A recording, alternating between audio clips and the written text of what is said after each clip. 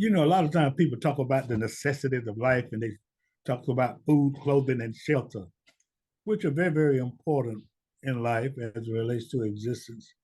But I want to draw an analogy from that. You know, the necessity in life and in a community is a good educational system for the children to be educated and for the community to support education. Too often, many of us as individuals don't fully understand the role that education, both public and private, education in general, plays in our community as it relates to the quality of life, as it relates to volunteerism, as it relates to the finances and budget, as it relates to entrepreneurialism, just everything possible as it relates to living in life is influenced by the kind of educational system that we have and how well our community is educated. Now, last time I checked, the most important vehicle as it relates to making sure that we have an educated community is public education. And I just feel like we need to be reminded. Everybody needs to be reminded. I need to be reminded because I am a product of it. But after having been a product of it and after having lived more than 5 decades, that's enough. That's all y'all need to know. After having lived more than 5 decades, you know, I am more convinced on a daily basis of the role that education has played, will play, can play, and is going to play in our community. So, education, particularly public education, because he is the superintendent of Bibb County School System, none other than Dr. Dan Sims. And I was motivated to have this conversation with him because I read, a report to the community in loop with the soup, amongst other things, and just, just became very, very impressed. Not only as it relates to the job that he's doing, but also I just realized every day, hey man, Macon is on the threshold of being the greatest community in the Southeast.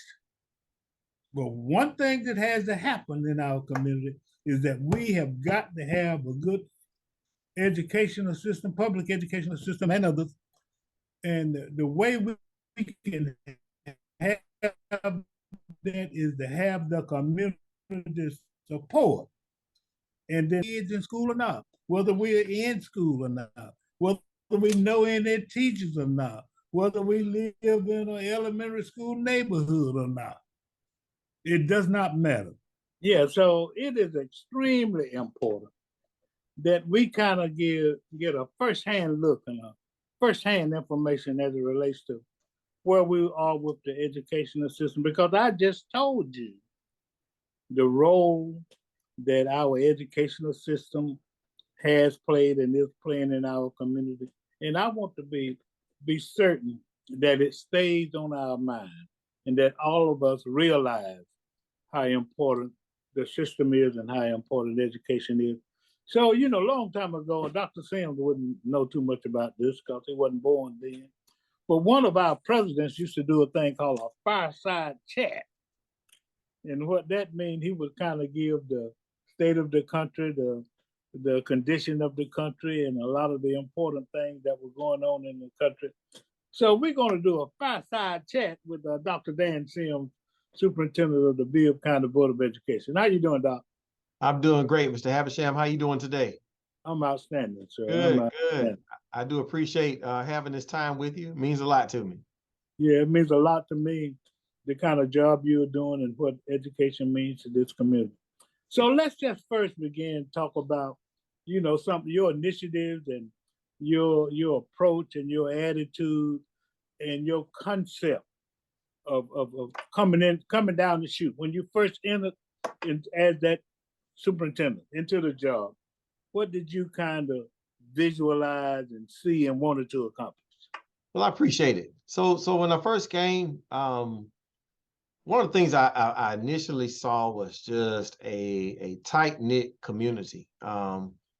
a community with a lot of opportunities to come together for the common cause is most important for me, and that is educating our students.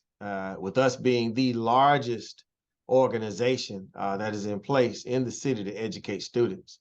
Within it, I saw a real opportunity to engage different parties of the city to try to get us all on the same page to understand the importance of what we're trying to do as a school system, which is really where hashtag Built for Bibb came from.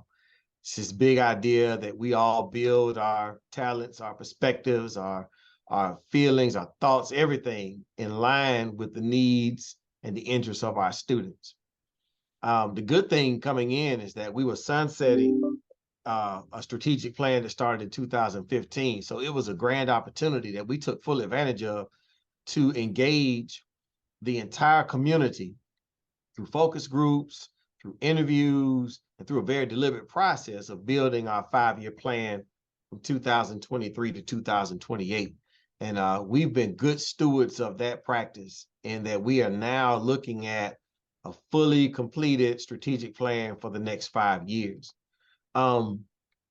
It's interesting to see in Macon that there are a lot of individuals, very similar to where I'm from in Atlanta, of individuals who are born, bred, and decide to remain here.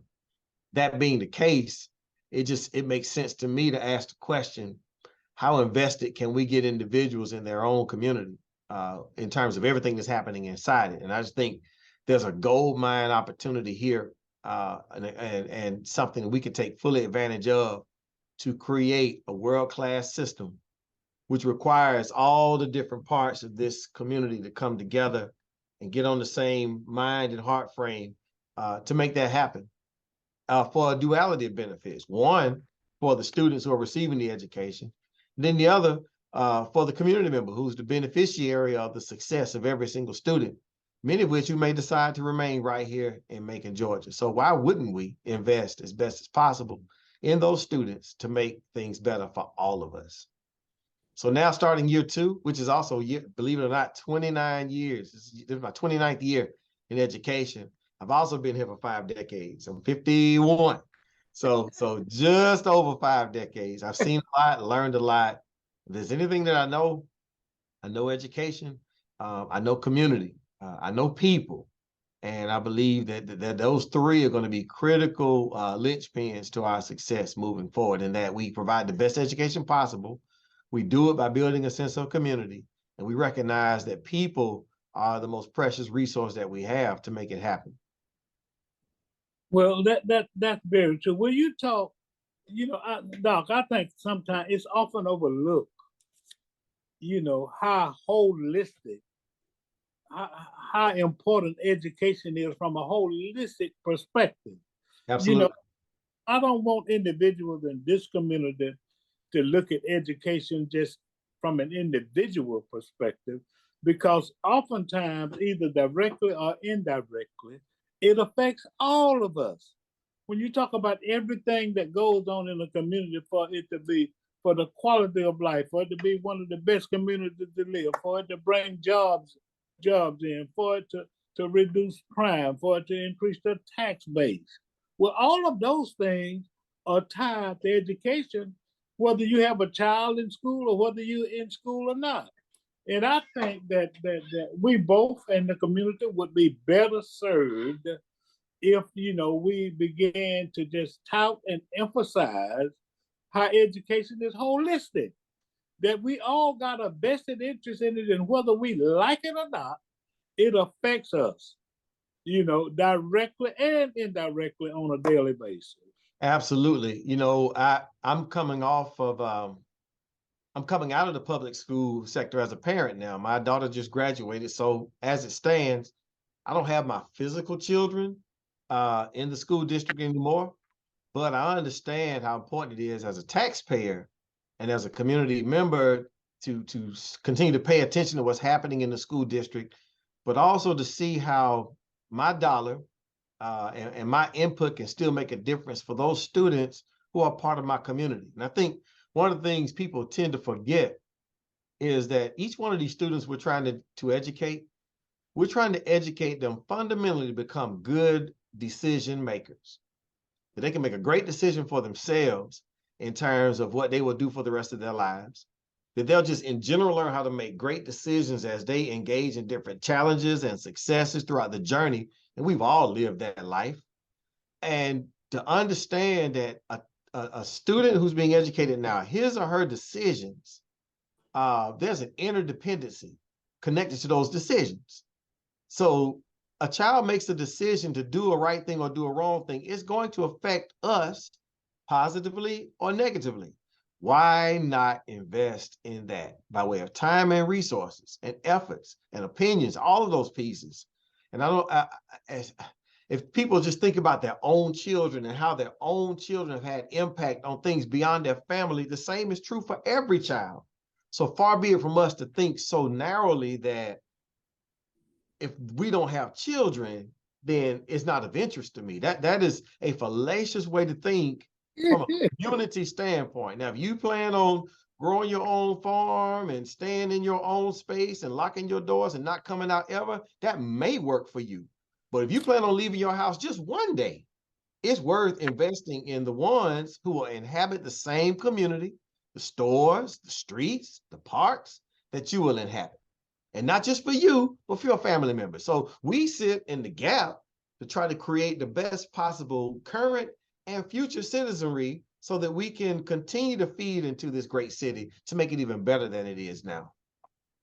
Well, that's outstanding. Very well said. Let me ask you a question. Yep. If you could wave a magic wand and create an ideal situation for education, your projects, your initiative, the opening of schools, the closing of schools, the tax-based community involvement, let's use the figment of your imagination and wave that wand and create a scenario that's going to be beneficial to everybody and improve education from a holistic approach, which is what we sorely need. Let me just say one thing before you respond. Look, ladies and gentlemen, we on the brink of absolute greatness. There are a lot of factors that contribute into it. I just give you two. We in the middle of the state, and we got the best water in the country. That water's delicious. It's really good water. It's like, wow, this water. Among other things. So if you could wave that magic wand, what kind of picture would you draw as it relates to community involvement, organizational support, business support, volunteerism? Just say, hey, look, I'm Dr. Dan Sims, and I got the power for right now, and I want y'all to do this. And as a result of this, I'm telling you what it will generate for this community. What would that be, Doc? So that's great. I'll tell you what my starting point would be. My starting point would be a vigorous effort towards financial stability for all families. Like we cannot underscore how important it is for families to be able to live a financially stable life. Number one. Number two, I would ensure the perfect scenario is in everybody's community. There's a Kroger, there's healthcare, there's access to high quality food, there's a beautiful park, there is a true neighborhood. Safety and security is at a premium. Just putting people in neighborhoods so that when I drive to the east side or the west side, or whether I'm in the north or the south, I see and I feel the same vibe. No matter what, I see and feel the same resources across the board. To me, that is the foundation. As we start thinking about how to maintain a school system, if you think about how that will function, if families are financially stable and they are in a neighborhood that they love and appreciate and can garner resources on a consistent basis and not have to think about how I'm going to pay this bill because I have this need, but able to accomplish all of it, now you increase home ownership. And if you increase home ownership, you increase the tax base of our entire city. And we realize how much we as a school district rely upon a viable tax base in order to fund the initiatives and programming, to recruit and retain the best possible educators. And it's important for us to create a community that can subsequently create a strong tax base, not just for the school district, for all other entities inside the city. So that'll be some critical parts of my perfect scenario. The other critical piece has to do with just people being able to open up their eyes and see something beyond themselves. Like I need business partners, all of our faith community, no matter what creed, religion, whatever, no matter what you are, all of our community organizations to be able to always be looking to the left and to the right, to be mission driven and focused on who is it, especially these young students, that I can help. But then be willing to get to the table. And we have some great examples of this now. But again, I've said before, I'll say it again, I want to wrap up this whole city. I want the whole city invested in how they can help fulfill our strategic plan, align with our schools, and support all the work that we're trying to do, student by student, family by family. And if I can get a piece from every organization, every business that can help us to strengthen families, to make them financially stable, and to support these students, I believe that'll be that's the magic wand. Now, the other big magic wand is 100% parental engagement. When I think about how important, first of all, it doesn't even cost anything for a parent to get engaged. And when I say get engaged, I'm not so much talking about showing up at the schoolhouse, but that a parent, if I were to pick up my phone right now and call a parent and ask him or her, how many days was your child absent last year? You'll be able to readily get that to me because you've taken advantage of the resources that we've made available for free to give you that information. If I were to ask them as the school year goes by, hey, do you know who your child's reading teacher is? Or who's their fourth period teacher? Who's the principal? To be able to answer those questions because you are engaged. That when we call for you for academic support, for a parent conference, for whatever it is involving one's child, that you are front and center. And for us to be in a place now, without me waving the magic wand, to provide those resources that can empower a parent, we have what it takes. But I need the magic wand of response and responsibility to seep itself through all of our parental bodies and to help and to work with us to help overcome whatever barriers prevent you from that. And then the last piece, by wave my magic wand, is somehow to get the light turned on in the hearts and minds of every single one of our students. Like I want it for when students walk into the door, that there's something that turns on inside them and they realize that I have taxpayers who are footing the bill primarily for this education, this free education I'm getting. I have my parents who are pushing for the best for me, and I walk into this building. That bus just dropped me off. The person in the cafeteria is feeding me breakfast and lunch and dinner if I stay late enough. The after school program is here for me. Safety and security, the police officer here to keep me safe. And be that as it is, let me put my best foot forward every single day just to say thank you for all of these resources that you have in place. And as a result of a kid doing that, in the midst of everything else I mentioned, you're going to create this student who now is able to make an executive decision about what he or she is going to do for the rest of their lives. And then the cycle continues. Now they become the adult that I just talked about, or the business owner that I'm asking for, or the faith-based leader, the preacher that I talked about, or the teacher in that classroom. And that cycle can continue and continue and continue. So that's in a nutshell. That's my magic wand. Well, that's outstanding. I want to draw an analogy, and you may think of something else, but I want to plug in to what you said about home ownership and having access to all of the things that affect and influence the quality of life. And I want to tie education, the status of education, to the economic development in the community.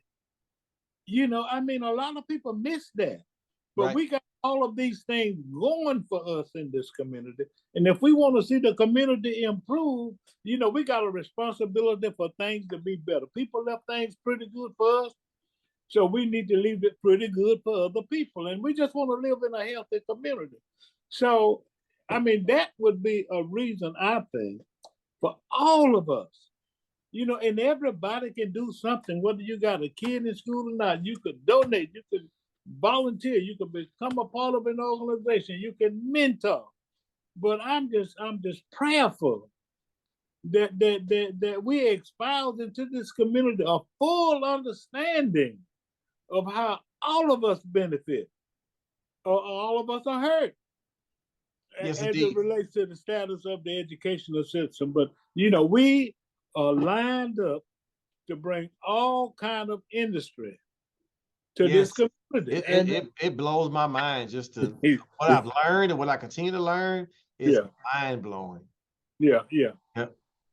So I just want to draw that analogy, and you may want to piggyback somewhere on that or something else. Actually, if you look at this slide, this shared accountability is so critical. And I've been talking to my staff about this along the lines of two questions. Can we achieve shared accountability? And then the question, do we even have a choice? And here's how it works. If you look at these circles, you notice that the darkest circle is the students, the most important part of this. But what it communicates, if you look at how all of these circles interact with each other and intersect, it shows you that parents are accountable to students and students are accountable to parents. The district is accountable to the community and the community is accountable to the district. And I could go on and on. There's a shared accountability, but each one is accountable to the other.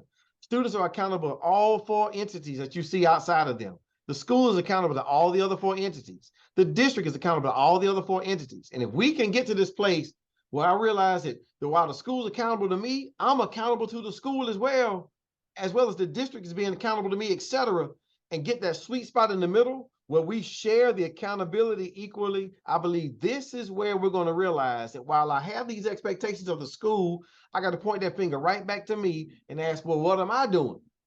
While I have this expectation of students, I have to ask myself, well, what am I doing for that student?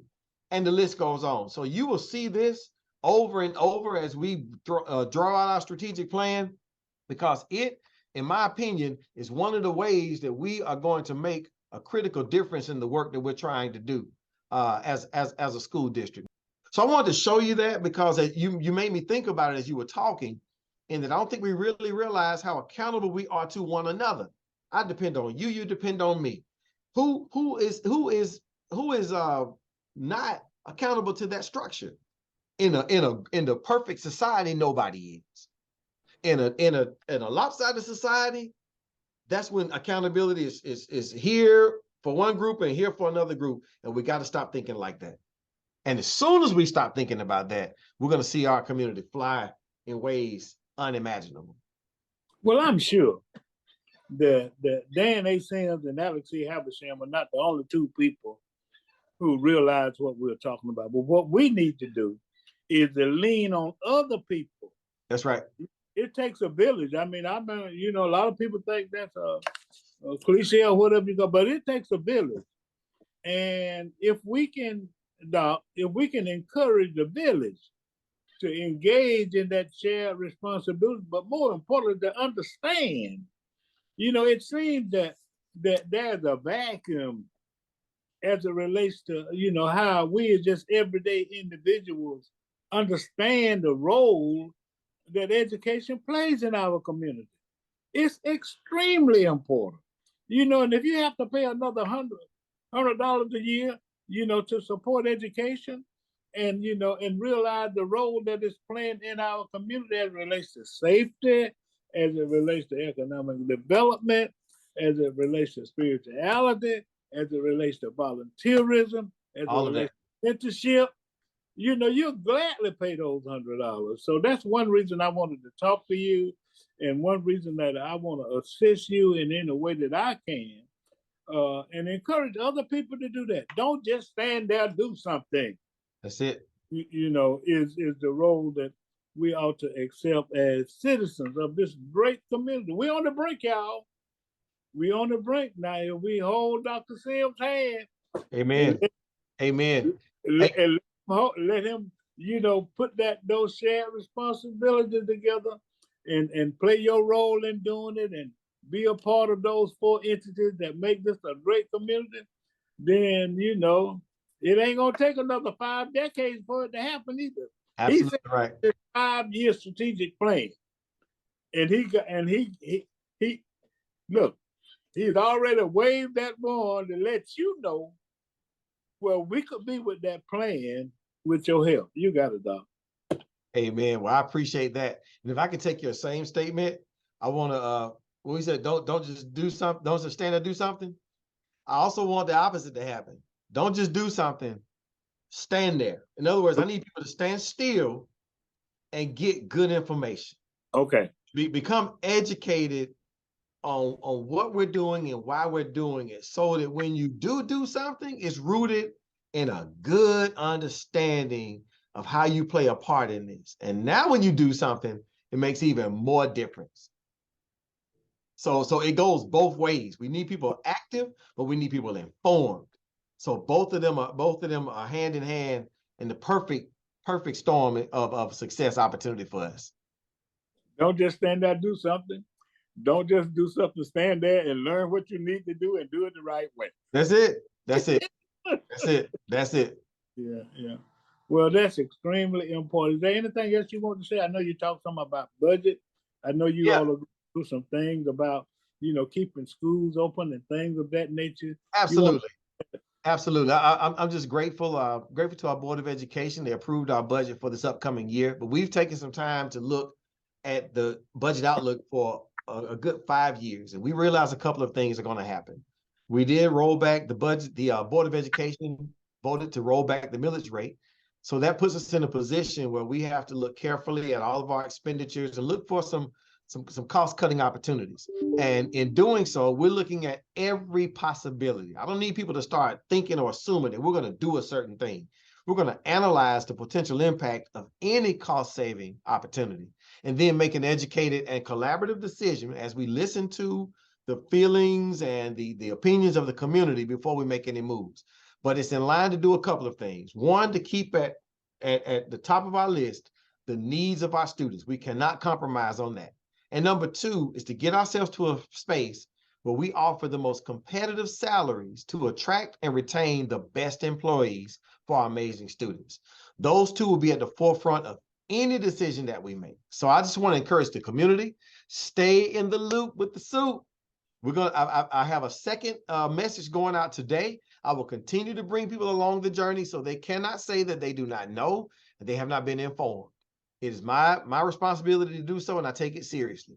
So I'm just looking forward to the future and just hoping people come along with us with a deeper understanding in hopes they can help us make good decisions for our city, which means good decisions for our district. Well, I want to thank you, man, for your involvement and your heart. And let me tell you something. I used to teach, and kids could tell whether you were really interested in them because a certain spirit exuded from you. So this community can tell what you're trying to do and your seriousness and your dedication because of that spirit that's exuding from you. And I purport that spirit is going to help push this community forward, push the Board of Education forward, push our students forward, and create that accountability dialogue. That's it. That you have shown us and projected to us, and that you're so desirous of achieving for this community. You got 1 minute to do your final statement, Doc. Well, I'm just excited about this school year. We have a brand new strategic plan. Our students will be back in our hands next week, and we're excited about all of the possibilities that can happen. And it's just important for us to bring everybody along. So I'm just hoping that people can find within themselves a renewed interest, a renewed spirit, and a renewed commitment to the work that we're trying to do that I've said from day one that we cannot do by ourselves. We will lead the effort, but we dare not say that we exist on this island of responsibility. We need everybody to come along with us. And I'm just grateful that we have this opportunity and others to educate our community in hopes they will come along with us and let us watch all these great things happen together. This is a call to action.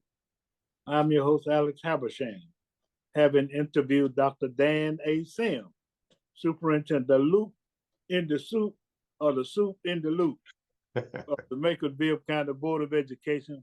Thanks, man, for all you do.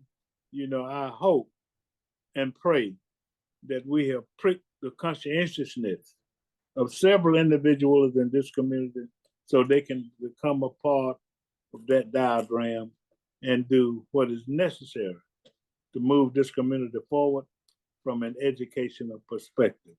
This is a call to action. I'm your host, Alex Habersham. Have a great day.